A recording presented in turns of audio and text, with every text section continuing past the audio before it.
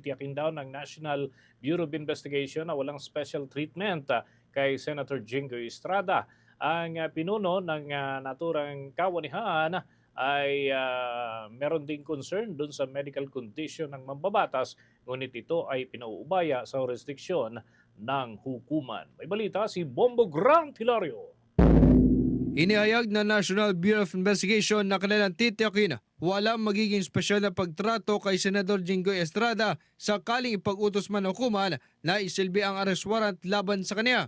Binigyan din ni Bureau of Investigation Director Attorney Melvin Matibag na walang special treatment ang kawanihan para sa senador sa kanilang pagpapatubad ng warrant.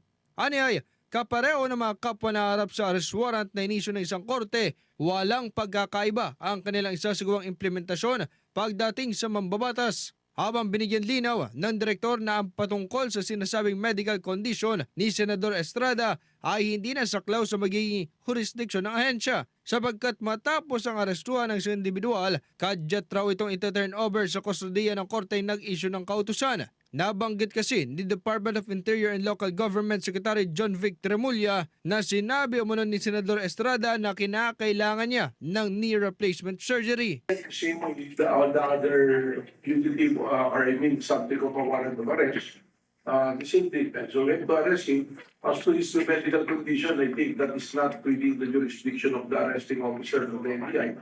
It's up to the court already. Because once we arrest him, we have to turn over his custody to the court. Alam niyo, dito binigyang paliwanag pa ni Director Matibag ang patungkol sa sistema ng pagpapatubad ng arrest warrant mula sa isang korte nag-issue ng kautusan. Aniyay, sa pamamagitan ng arrest warrant ay maaari nilang makuha ang jurisdiksyon ng isang individual upang nang sa gayon ay maaresto at mailipat o maipadala sa kaukulang korte. Dagdag pa ni Director Matibag, may dalawang opsyon si Senador Jinggoy Estrada sakali man maharap sa warrant. Ito raw ay ang voluntaryong pagsuko o di na may hanapin siya upang arestuin. pag-aresto kasi, that is the way of acquiring jurisdiction over the person by the court, by the Sandigan Bayan, this matter.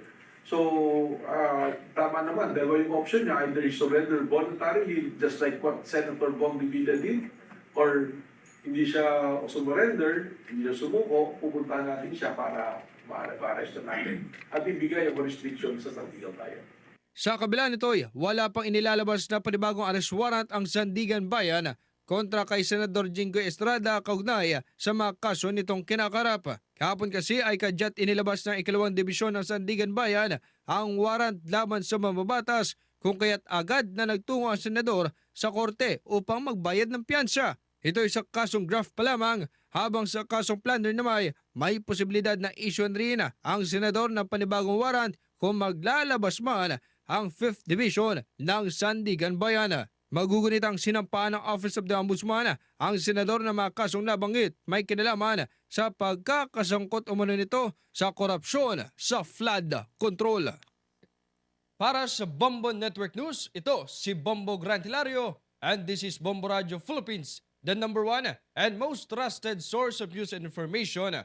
Basta Radio, Bombo! For the most trusted source of news and information, visit our website at www.bomboradio.com. Follow us on Bombo Radio mobile app, Facebook, YouTube, TikTok, and X, formerly Twitter.